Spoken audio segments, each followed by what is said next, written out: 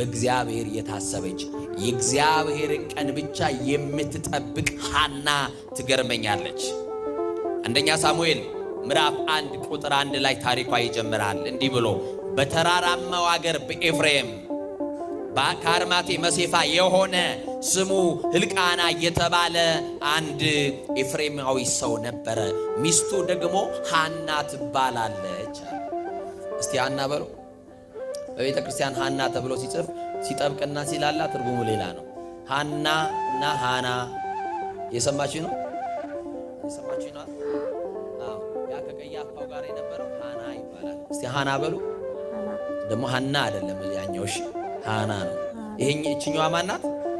ሃና። ሃና ማለት ጸጋ ማለት ነው። እግዚአብሔር ጸጋ ይስጣችሁ። ለትሑታን እግዚአብሔር ጸጋን ይሰጣል አይደል? እና ይገርማችኋል፣ እግዚአብሔርን ከነችግሯ እግዚአብሔርን ከነጉድለቷ ተጠብቀው ነበረ። የትምህርታችን ርዕስ እንዳትረሱ። ለእግዚአብሔር ምን ያለ የተሰጠ በሉ። እስቲ ከኋላም የመጣችሁ ለእግዚአብሔር የተሰጠ በሉ። በኋላ ስጠይቃችሁ መለሱልኝ። ለማን የተሰጠ? ለእግዚአብሔር። እና ሐና ልጅ አልነበራትም።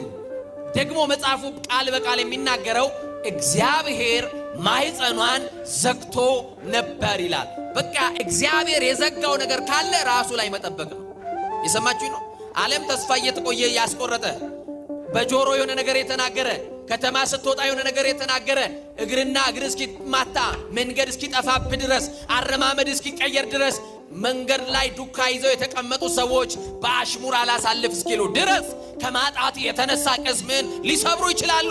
አሽሙረኞች፣ አሉባልተኞች፣ ሐሜተኞች ተሰብስበው በእግዚአብሔር ጭምር ላይ ተስፋ እንድትቆርጥ ያረጉቅ ይሆናል።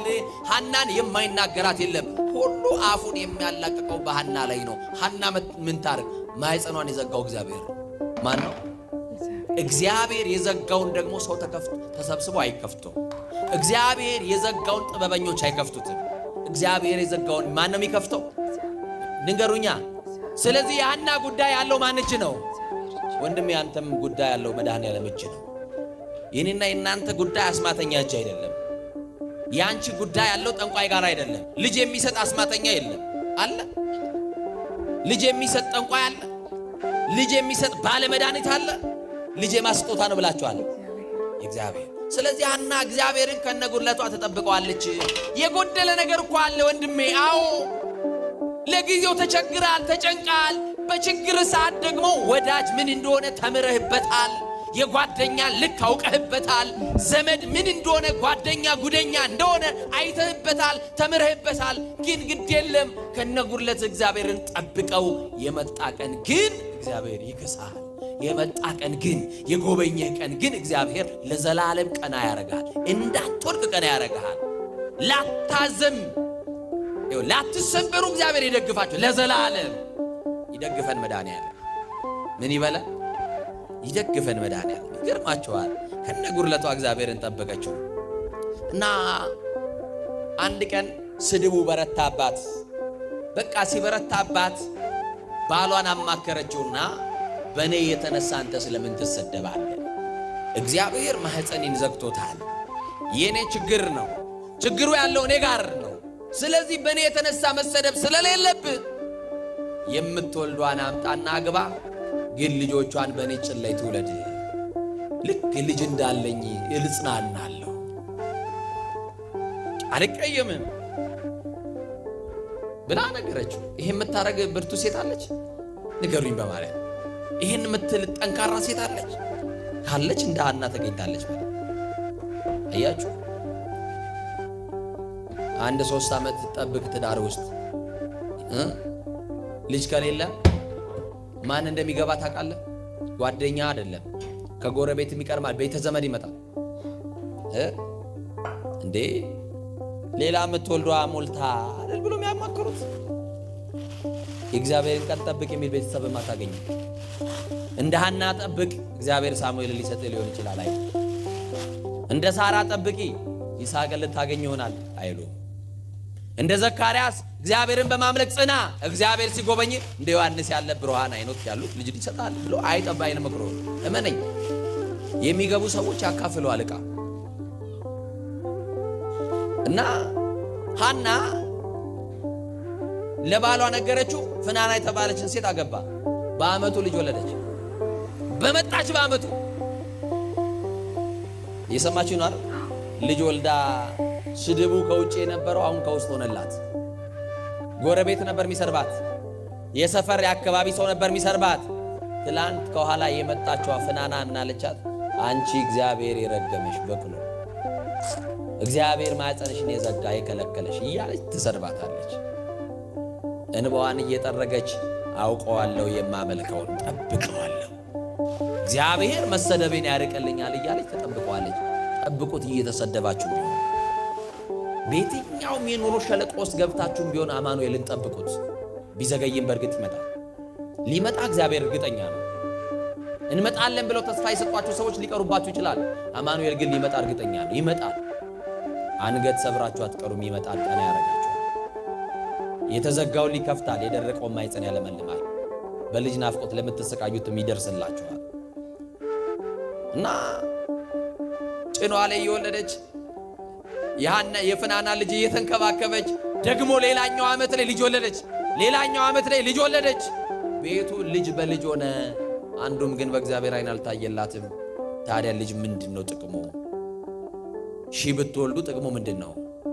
ቤቱ ልጅ በልጅ ቢሆን ምንድነው ጥቅሙ? መዓት ብትወልዱ ምንድነው ጥቅሙ? በእግዚአብሔር ዓይን ያልታየ ልጅ ብትወልዱ፣ እግዚአብሔር ልጆቻችሁን ካልባረከላችሁ የእናቱን ጉሮሮ እኮ ነው የሚያንቀው ሲያድግ። የአባቱን አናት እኮ ነው የሚመታው ካደገ። አያችሁ፣ ሐና የምትጠብቀው እግዚአብሔር እንዲህ እያለች ነው የምትለምነው። ከሰጠኸኝ ላንተ ሰጣለሁ ትለዋለች። የትምህርታችን ርዕስ ምንድን ነው? አቤት ለማን የተሰጠ? ከሰጠኸኝ ትለዋለች። እኔ ብቻ መሰደቤን አርቅልኝ። ሐና የምታመልከው እግዚአብሔር የተዘጋን ይከፍታል ይበሉልኝ። ጠላት አንደበታቸውን ይዝጉልኝ። እኔን የሰደቡ ሁሉ ይፈሩ። እግዚአብሔር ባረካት ይበሉ። እግዚአብሔር ጎበኛት ይበሉ። እግዚአብሔር በልጅ ባረካት ይበሉ። ያንተ ስም ብቻ በእኔ ይጠራ። በእኔ ሕይወት ውስጥ ያንተ ስም ይክበር ይግነንልኝ። አማኑኤል ሆይ እባክህ፣ እግዚአብሔር ሆይ እባክህ እያለች ተለምነዋለች። እንዲህ እያሉ የሚለምኑ ብዙ ሰዎች ሴቶች አሉ። በየገዳሙ እየሄዱ እግዚአብሔር እንደጅ እየጠኑት እያችሁ ከቅዳሴ በኋላ ተአምረ ማርያምን በጀርባ አድርጉልኝ አባቴ፣ አንድ ሰላም ለኪ ድገሙልኝ እያሉ የሚጸልዩ እህቶች አሉ። በእምነት ሆነው እንደ ሐና መሰደባቸውን ችለው በቤተ ዘመድ በቅርብ ሰው አያችሁ። ምላስ አጥንት የለውም፣ አጥንት ይሰብራል። ከእሾ የበለጠ ቃል እያመጡ እየወጓቸው ልባቸው የደማባቸው ሴቶች፣ ለቅሶ ከቤታቸው ያልተለየ በልጅ ናፍቆት የሚሰቃዩ ሕፃን ልጅም በእናቶቻቸው ትከሻ ሲያዩ ዓይናቸው በንባ የሚሞላ በጣም ብዙ ሴቶች ይኖራሉ። ማን ያያቸዋል? ማን ይጎበኛቸዋል? ሐና እንደጠበቀች ብቻ ጠብቂው እንጂ እግዚአብሔርን። ሐና እንደታገሰች ታገሽ እንጂ እግዚአብሔር አንድ ቀንማ ሳይጎበኝሽ አይተውሽ። አንድ ቀንማ ቀና ሳያረግን አይተዋል። እና ይገርማችኋል፣ ሐና ቤቱን ልጅ በልጅ አድርገዋለች። አንዱም በእግዚአብሔር ዓይን አልታየም። አንድ ቀን በዓመት ልምድ ነበራቸው። ወደ እግዚአብሔር ወጥተው ወደ ተራራሙ ወደ መገናኛው ድንኳን ይወጡና መስዋዕተ እግዚአብሔር ይሰዋሉ። የዛን ቀን ሐና ጸሎት ነበራት። እየሰማችሁ ነው። ለብቻዋ ከእግዚአብሔር ጋር የምትገናኝበት ጸሎት አለ። ለሰው ማትነግረው የተሰደበችውን ስድብ፣ ያላገጡባትን ማላገጥ፣ የሚያወሩባትን አሽሙር፣ ስድብ፣ ይሄ ሁሉ ነገር ጠግባለች። ለባሏ ማትነግረውም። የምትነግረው ለእግዚአብሔር ነው። ምን ብላ? መሰደቤን አርቅልኝ ትለዋለች። ምንን? እግዚአብሔር ስድብን ያርቅልን፣ መሰደቤን አርቅልኝ፣ ስም በኔ ይጠራ፣ ሐናን እግዚአብሔር አሰባት ይበሉኝ እያለች ለእግዚአብሔር ልትነግረው ዘወር ስትል ርግቦች ከልጆቻቸው ጋር ሲጫወቱ ተመለከተች። እነማን አልኳችሁ? ለነዚህ ለግዕዛኖቹ ልጅ የሰጠ በአርአያና በአምሳል ለፈጠርከው ለኔ ምን ነው እግዚአብሔር ተውከኝ? ምን ነው የኔ ጌታ እኔንስ በልጅ ብትባርከኝ አለችና ለእግዚአብሔር እንባዋን በእግዚአብሔር ፊት ማርገፍ ጀመረች። እንባ ጥቅም አለው። የእናቴ ልጅ አጣው ብለሽ አታልቅሽ። እግዚአብሔር መሰደብሽን እንዲያርቅልሽ በእግዚአብሔር ፊት ለፊት በጸሎት አልቅሽ። አለቀሰች፣ አነባች። ወደ እግዚአብሔር ከመገናኛው ድንኳን ወይም ከመቅደሱ የሚወጣው ካህን ሲያያት አንዳንድ ሲመለከታት እንባዋ እርግፍ ይላል። ከናፍሮቿ እየተንቀሳቀሱ የምትለው ነገር ለሰው አይሰማም። ከማን ጋር እያወራች ነው? ንገሩኛ እግዚአብሔር ጋር አንዳንድ ቀን ክፍት ብሎን እንመጣና ቤተክርስቲያን ገና በር ላይ ስንደርስ በቃ እንባ አይቀድመንና እናለቅሳለን። አንዳንድ ሰዎች ደግሞ ያዩና መከፋታችን ምን ሆንሽ ይሉናል። ቤተክርስቲያን ያገኛችሁትን ሰው ምን ሆንክ አትበሉት። ምን ያልሆነው ነገር አለ? ስንት ጉድለት ይዘን እኮ ነው የመጣ ነው። ስንት ነገር እንዲስተካከልልን እንፈልጋለን። እግዚአብሔር እኮ የሸፈነልን ብዙ ነገር አለ። ቢስተካከልልን ብለን የምንመኛቸው ነገሮች እኮ አሉ። መከራችንን እኮ በጥርሳችን ነክሰን ነው ዛሬም ያለ ነው። ከነ ችግራችን እኮ ነው ያለ ነው። ያልተፈቱ ችግሮች እኮ በቤታችን አሉ።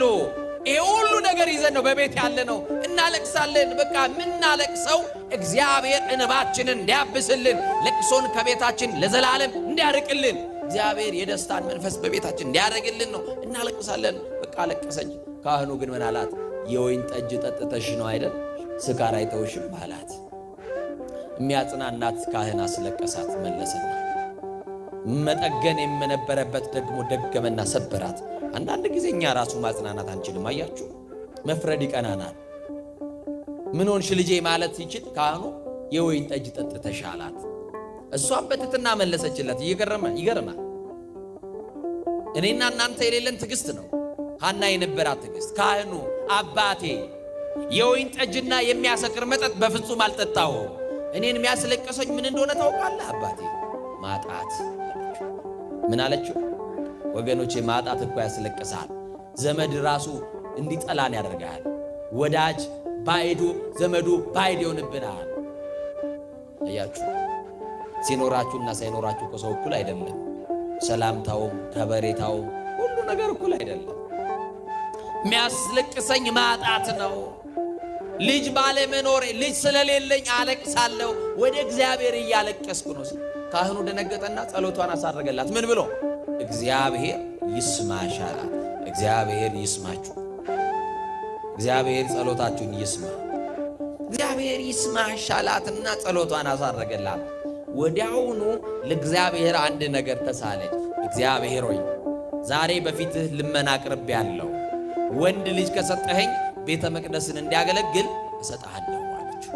ሴትም ልጅ ብትሆን ለራሴ አላደርግም፣ እኔ የምፈልገው የተዘጋውን እንድትከፍትልኝ፣ የደረቀውን እንድታለመልምልኝ፣ መሰደቤን እንድታርቅልኝ ነው። ሴትም ብትሰጠኝ ማይ ቀድታ፣ መሶፍ ሰፍታ፣ መጋረጃ ሰርታ ቤተ መቅደስን ታገለግላለች። ወንድም ከሆነ ለአንተ ለአገልግሎት ሰጠዋለሁ አለች። ለእግዚአብሔር የተሰጠ ይሆናል። ለእግዚአብሔር